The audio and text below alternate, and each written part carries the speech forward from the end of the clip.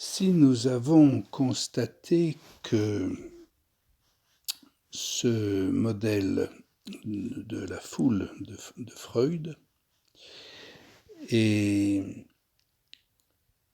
cette pulsion se conjuguaient,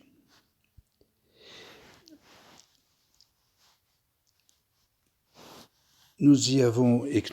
aussi ajouté, c'est-à-dire que la psychologie collective de Freud avait les structures de la pulsion, et que s'y conjuguait ce qu'on appelle une série, qui est le concept non pas psychanalytique mais philosophique de la post-marxisme de Jean-Paul Sartre, et que troisièmement, cette série, cette organisation sérielle d'une multiplication d'identiques, que troisièmement, cette série était gréée par une logique temporelle, le feedback, de l'accord, ce qu'on appelle un temps logique. Si donc nous avons fait tout cela, et en réalisant que la présence de l'intelligence artificielle n'y était pas encore intégrée, on se demande si on n'a pas oublié encore quelque chose. Et effectivement, il y a quelque chose dont nous n'avons pas parlé, et c'est ni plus ni moins précisément que le moi. On a parlé de toutes sortes de l'idéal, de l'objet externe, de la source, du but, etc., de la pulsion, de l'ordre sériel, mais nous n'avons pas parlé du moi. Or, ce moi est aussi un objet pulsionnel.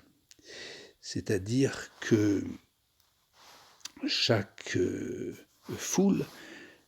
comporte peut-être une structure pulsionnelle, mais cette structure pulsionnelle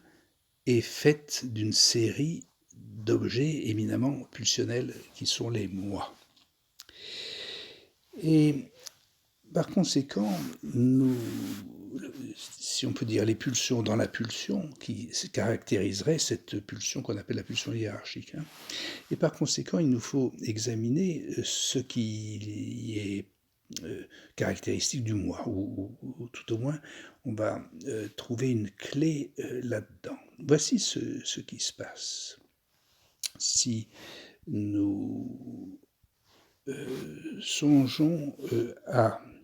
si nous nous rapportons à la thèse, c'est la psychologie, c'est uniquement psychologique, et c'est californien Palo Alto. Disons que c'est la référence de base, une référence de base, mais on peut la considérer comme la référence de base de la psychologie américaine. Et qu'est-ce qu'elle exprime? C'est que si une personne, par exemple le mari de cette femme B, investit sa femme parce qu'elle représente sa mère, ou une image maternelle, et réciproquement, si la femme voit en son mari une image paternelle, les deux ayant un objet commun, comme ici dans la foule, cette situation peut se formuler comme ça, c'est-à-dire que ici nous avons A, ici nous avons B, et ici nous avons A pour B. Tandis que la figure maternelle va être B pour A. Et ce grade de ce grade psychologique devient psychanalytique si on estime que, par exemple, la figure maternelle ici puisse être telle que pour cet homme, si on peut dire, ou si c'est donc B pour A, mais si B est telle que cette image paternelle soit idéale, à ce moment-là, l'individu A va se voir dans cet idéal et va former une image de lui dans cet idéal. C'est-à-dire que ça va pas seulement être un représentant, mais ça va être la formation de son identité propre. Et nous le dessinons comme ça, c'est-à-dire que si le moi est pulsionnel, puisqu'il oscille entre A et I, et un idéal, s'il oscille complètement sur A, il va en fait produire à travers, au-delà de son idéal, une image. Et par conséquent, le fait que le moi soit pulsionnel, c'est-à-dire c'est une troisième ou quatrième, voire cinquième condition, élément que nous venons de dire, que le moi soit pulsionnel lui-même implique que, au-delà de cette psychologie de la foule,